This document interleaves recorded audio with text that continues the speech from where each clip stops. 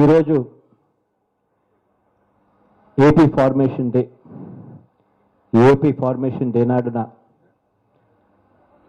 తెలుగు ప్రజలు ఎక్కడ ఉన్నా కూడా అందరికీ కూడా హృదయపూర్వకంగా అభినందనలు తెలియజేస్తున్నాను. ఏపీ ఫార్మేషన్ రోజున నవంబర్ 1 అన్నది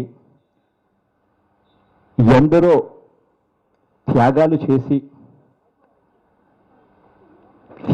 చేసిన విమ్మట భాషా ప్రయుక్త రాష్ట్రాల కింద రాష్ట్రాలు ఏర్పడినప్పుడు ఆ నవంబర్ 1న ఆంధ్రప్రదేశ్ అవతరించిన రోజు అని చెప్పడం జరిగింది.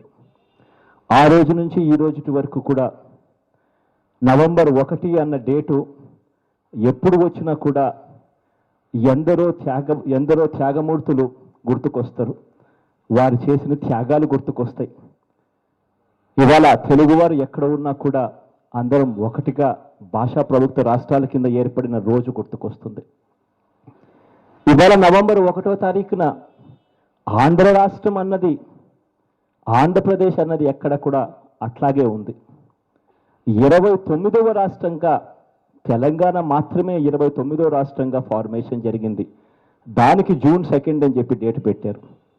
కాబట్టి జూన్ 2న తెలంగాణ రాష్ట్రం అవతరణ రోజు అని చెప్పుకున్న అర్థం ఉంది. కానీ నవంబర్ 1వ తేదీన ఆంధ్రప్రదేశ్ రాష్ట్రాన్ని కూడా తీసేసి అది కూడా జూన్ 2కు మార్చడం అన్నది నిజంగా ఎవరికి అర్థం కాని విషయం.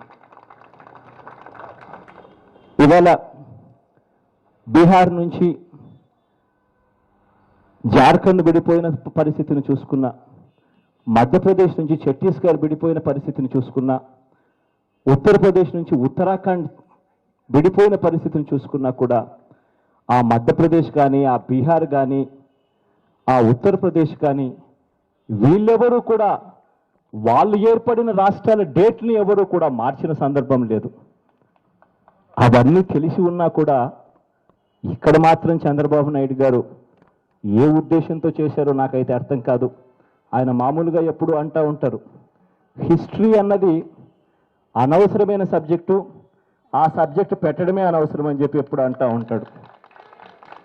నిజంగా హిస్టరీ అన్నది ఎంత అవసరమో చంద్రబాబు నాయుడు గారు కనీసం ఇప్పటికైనా గమనిస్తే కనీసం త్యాగాలు చేసిన వాళ్ళను గుర్తించడం అన్నదన్న జరుగుతుంది.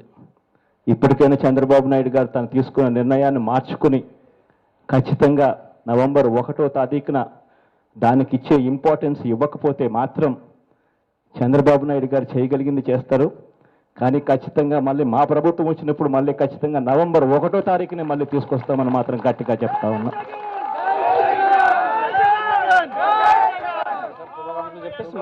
అందరికీ కూడా మరొక్కసారి, ఆంధ్రప్రదేశ్ ప్రజలందరికీ కూడా మరొక్కసారి ఈ దినమున శుభాకాంక్షలు మరొక్కసారి తెలియజేస్తా ఉన్నాను.